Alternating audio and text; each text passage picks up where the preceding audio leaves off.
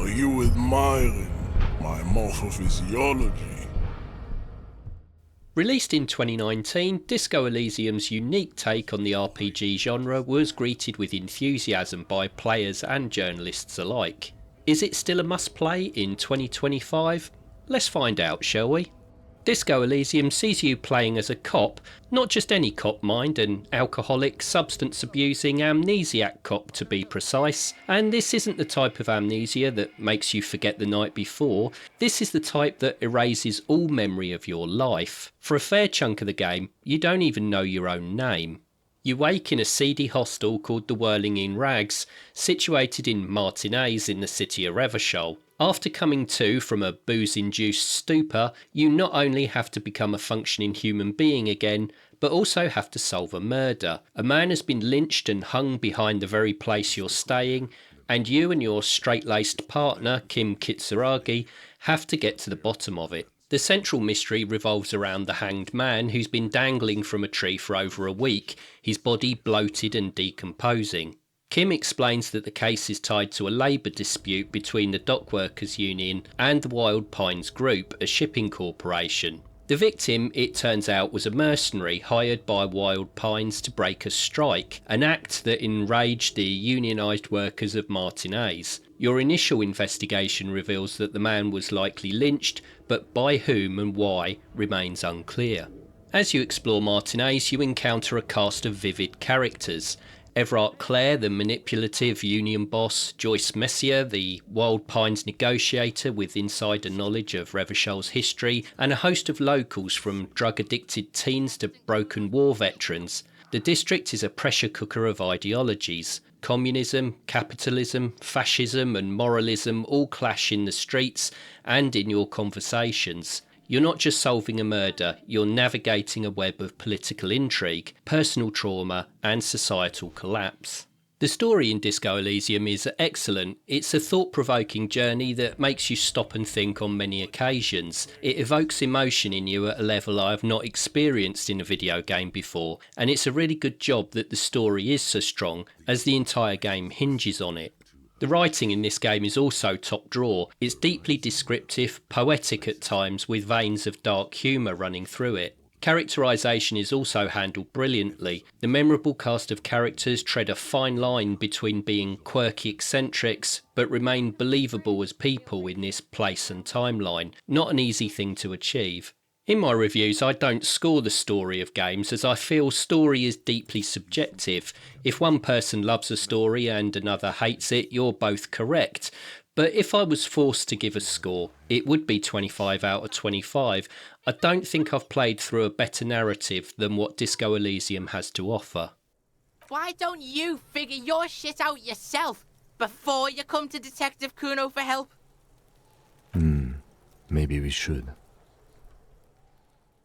There are not many games around that can boast such a distinctive art style as Disco Elysium. With its cross between watercolour, oil paint and pastel styles, the palette of the landscape leans heavily on muted melancholic tones. Greys, browns and blues dominate Martinez's rundown streets, reflecting its decay and despair. Bursts of vibrant colour like the orange of a sunset or the red of a Union banner punctuate the gloom, symbolising fleeting hope or ideological fervour. Lighting is dynamic yet subtle, with soft shadows and atmospheric effects enhancing the mood. The game seems to borrow from several time periods, with its vehicles reminding me of the horse-drawn carriages not uncommon in late 19th century London, and some of its architecture harks back to World War I and II Eastern European styles. It sounds like a crazy mix, but it works extremely well. It conjures up an image of a world not too unlike our own, but technologically several generations back. It's a masterful piece of world building. Characters are as striking as the setting. Our main man has a weathered-looking, well-lived-in face. His visage bears the hallmarks of someone dealing with addiction and a storied past. He looks and moves like a shambling man trying to pull his life together, while his long-suffering partner Kim is portrayed as the well-organised and stoic man that he is. The game's NPCs are also impressively crafted. As the game is set in a small area, it has allowed the devs to create every person you encounter to be an individual, as they would be in real life. And that alone adds weight to the exceptional world building. But these people are not just props, they're fleshed out characters with their own crosses to bear, their own past to regret, and their own secrets to keep. The animation is not so striking as the visual presentation. It's not awful by a long shot, but it doesn't quite match the lofty standards set by the graphics. It's perfectly fine, just more workmanlike. Performance was by and large good, with decent frame rate levels and mainly steady frame pacing. I did encounter a few occasional stutters, which was odd as I was in an area that was empty at the time. As this is such an immersive game, these small hiccups were probably more noticeable, but overall they didn't affect my experience with the game. While I'm on the subject of performance, I also played this game through to its conclusion on Nintendo Switch. When it first released, it was a disappointingly broken port with various sound and visual bugs, and frame rates that left a lot to be desired. After a few patches though, the game became much more playable. It's still not perfect. The frame rate on occasion does have a tendency to dip to almost slideshow rates, and there are a few sound bugs still. Loading between areas can also be lengthy. However, if all you have is the Nintendo Switch, then playing the game is preferable to not. None of the game's striking art style has been lost, but if you do have a console or PC with a bit more grunt behind it, you'll have a much better time playing on that. The art direction in Disco Elysium is outstanding. The visuals will make you question how somewhere so bleak can also be so beautiful. Graphics scores 24 out of 25. As you leap in the air, a chilly breeze engulfs you, sharpening your senses. As the concrete floor welcomes you, you realize it's been a while since you felt so alive, alert, capable. Must be the adrenaline. Disco Elysium is set in the district of Martinez in the city of Revachol. The game world is a set of interconnected areas, some of which are locked early on in the game, with you gaining access to them once you've fulfilled certain criteria. These areas are fairly compact but suit the game well. All traversal is done on foot, so having sprawling levels or an open world would be more of a hindrance, as you will find yourself backtracking regularly. As you progress, fast travel also opens up, easing your transit through the world. Exploration is rewarded with new clothes or a handy item or two. Clothes provide some interesting tweaks to your stats, but usually have a downside too. Find a tacky tie and it might boost one skill but tank another. Items are often in the form of consumable buffs, cigarettes, booze and drugs, but just like in real life they may give you a boost immediately, but be prepared to pay the price later. Addiction's a risk reflected in dialogue and thought. Disco Elysium is a roleplay game like no other. Gone is the turn-based combat, gone is the real-time combat. In fact, all combat is gone.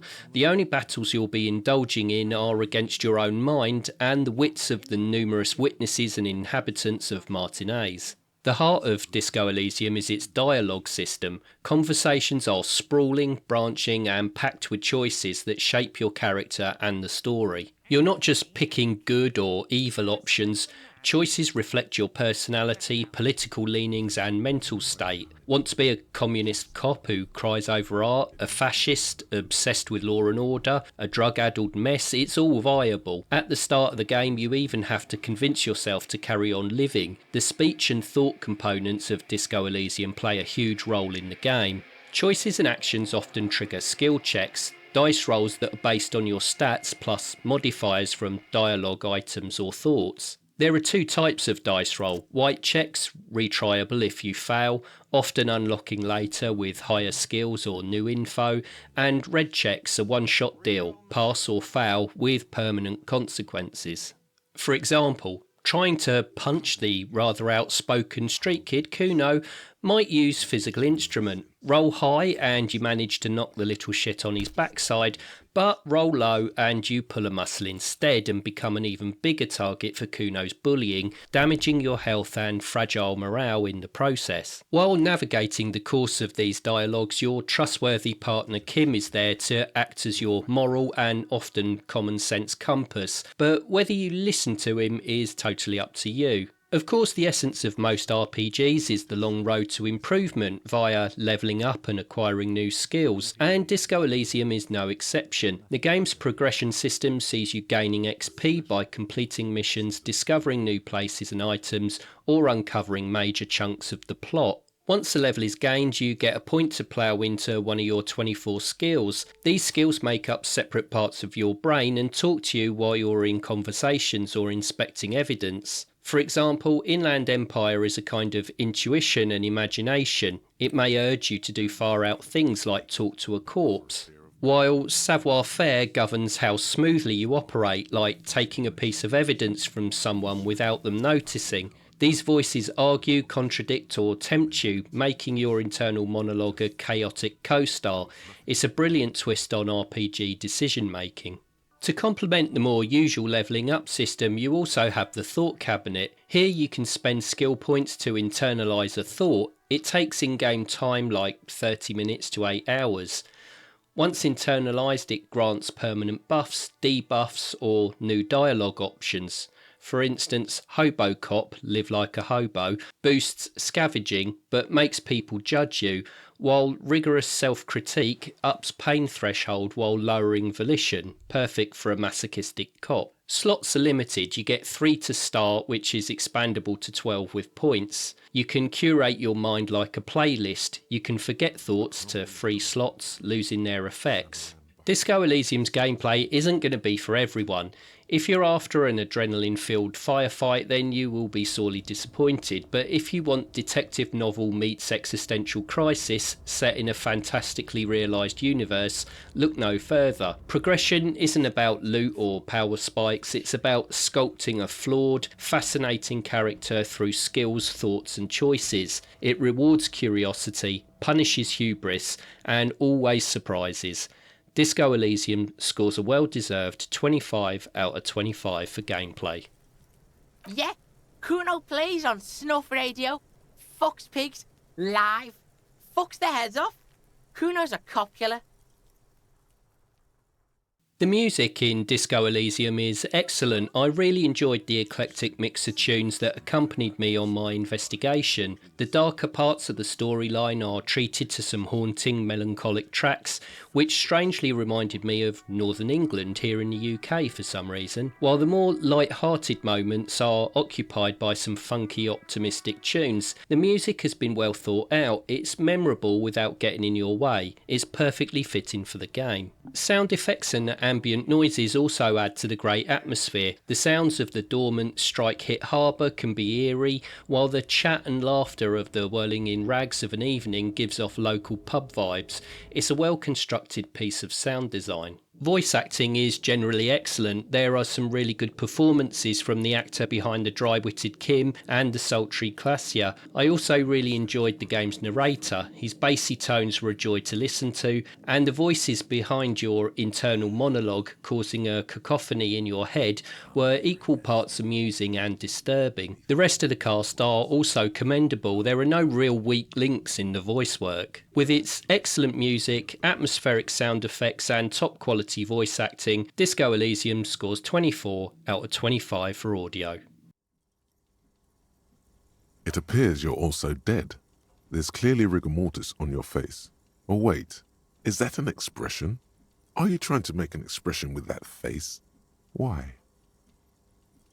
Disco Elysium is not the longest of games, coming in at around 25 hours for a straight story run and closer to 40 for a leisurely run, taking on as many side quests as possible. Although the game is on the shorter side, replayability is high. The game's dialogue trees are huge, with choices shaped by your skills, stats and past actions. You can't see every option in one go. High intellect, for example, unlocks scholarly tangents, while physique lets you intimidate, etc. Multiple playthroughs will be required to see where new options can take you. The main murder case at the heart of the game has multiple resolutions, but how you get there and who you become varies. Side quests and NPC interactions shift based on your personality. Your game is also affected by where you align yourself politically. Failure can also be a driving factor in the game, not necessarily because it's a bad thing and you want a better outcome, but because even failure can take you on a journey that's well worth experiencing. Failure can result in some humorous or deeply dark moments.